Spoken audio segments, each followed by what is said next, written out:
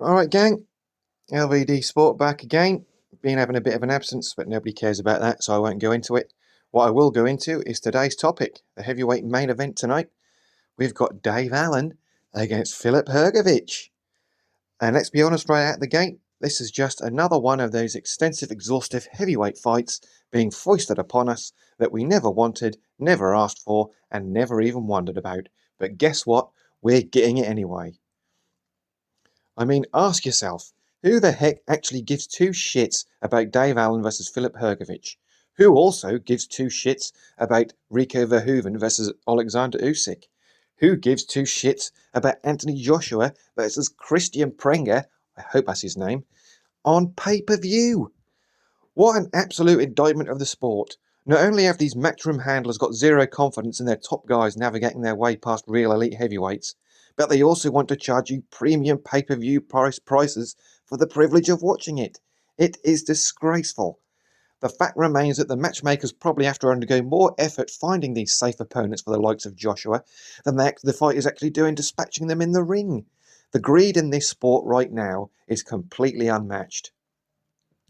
Anyway, fingers crossed, Filip Hrgović actually goes and does the job tonight on Dave Allen and gets this experiment out of the way. Dave Allen has become the likeable, everyday punchbag of the division, and Hrgović taking this fight is just disappointing. It screams of a man trying to avoid any contender that the public actually wants to see him face. For the sake of the viewer, let's hope it's a painless night. Fingers crossed it's over in about 6 rounds, if that, so Hrgović can find his confidence, move on, and finally take on an opponent worthy of his standing in the heavyweight division. There are so many great fights that could be made at heavyweight right now, and instead we are being served absolute trash. Every single top guy seems to be taking marking time fights for a hidden purpose. What that purpose is, we don't know yet. But the heavyweights aren't the only ones playing games tonight. I have to touch on this massive MVP MMA event streaming tonight on Netflix. In the co-main event, you've got Nate Diaz and Mike Perry. Bit of an uninspiring clash between two internet-laden characters who are well past their absolute best.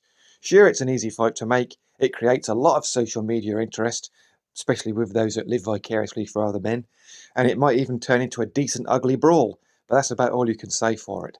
The reality is that Nate Diaz and Mike Perry are just an hors d'oeuvre for the main event, which is the car crash that is Gina Carano versus Ronda Rousey. That is an abomination as well.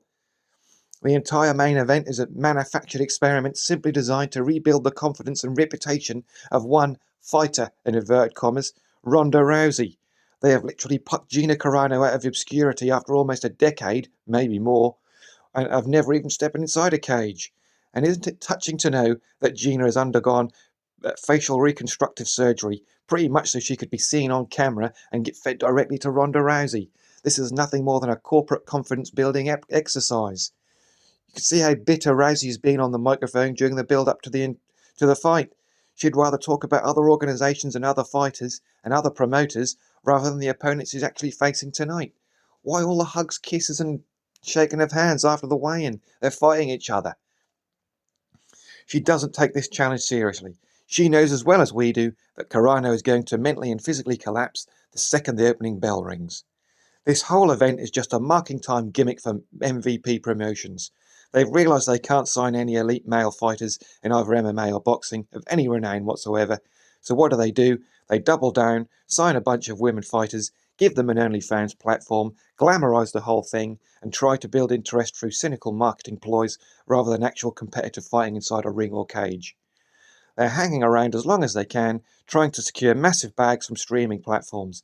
They've got a deal for these women's fights on the newly found left-wing ESPN in the States, but from what I can understand, it's a low-money side hustle type of deal. It's just incredibly cynical, and it's completely anti-fight fan.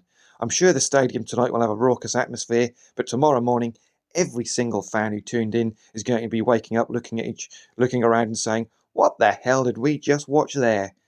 I don't like to be negative about the fight game, but sadly it's too easy to do so. The current state of the business forces you to be cynical. Combat sports right now are being aimed at absolutely everybody except the hardcore fan and the fan itself who actually pay their money to watch. Anyway, I'm going to leave it there now. Let me know in the comments if you think tonight's going to be a total blowout or if I'm being too harsh.